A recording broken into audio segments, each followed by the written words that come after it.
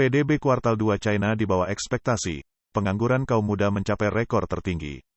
Menurut data yang dirilis oleh otoritas PKC pada tanggal 17 Juli, ekonomi China mencatat pertumbuhan tahun ke tahun sebesar 6,3% pada kuartal kedua, yang jauh lebih rendah dari yang diharapkan.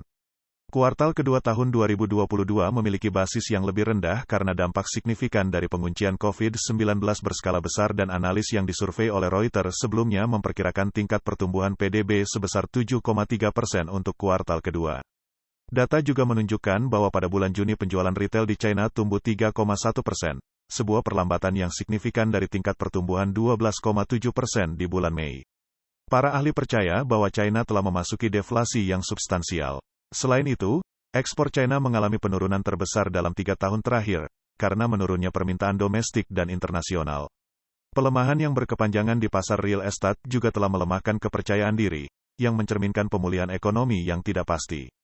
Berdasarkan angka-angka ini, Carol Kong, seorang ekonom dari Commonwealth Bank of Australia, menyatakan data tersebut mengindikasikan bahwa kemakmuran pasca pandemi di China telah berakhir.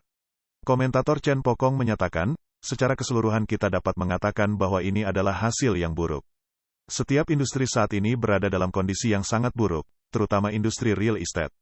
Berbagai indikator dalam industri real estate, mulai dari investasi hingga area konstruksi, rumah yang telah selesai dibangun, dan penjualan, semuanya mengalami penurunan secara menyeluruh.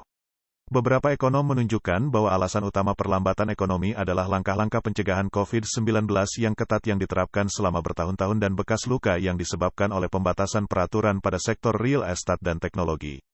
Menghadapi ketidakpastian di masa depan, rumah tangga dan perusahaan swasta lebih cenderung menabung atau melunasi utang, daripada melakukan pembelian atau investasi.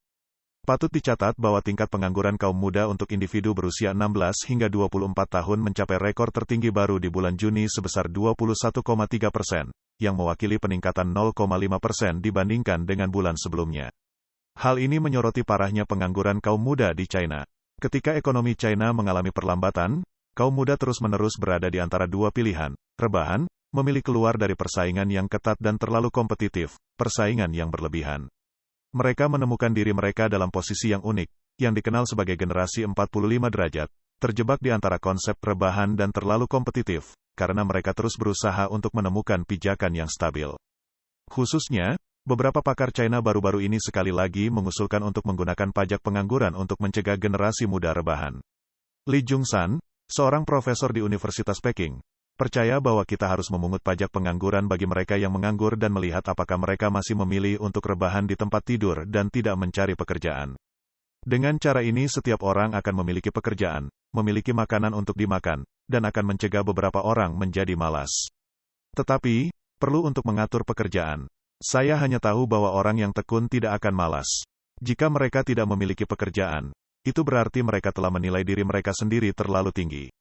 Menanggapi proporsi ini, beberapa netizen berkomentar, mereka benar-benar tahu bagaimana cara menendang seseorang ketika mereka jatuh. Menanggapi masalah pengangguran kaum muda, Liu Yuanchun, kepala Shanghai University of Finance and Economics dan seorang ekonom terkenal, mengeluarkan peringatan bahwa masalah pengangguran kaum muda bukan hanya masalah siklus, tetapi masalah yang sistematis dan sedang tren. Kami memprediksi bahwa masalah pengangguran kaum muda akan terus berlanjut hingga 10 tahun ke depan dan akan semakin meningkat dalam jangka pendek. Jika salah penanganan, tidak hanya akan menimbulkan masalah sosial di luar bidang ekonomi, tetapi bahkan menjadi katalisator masalah politik.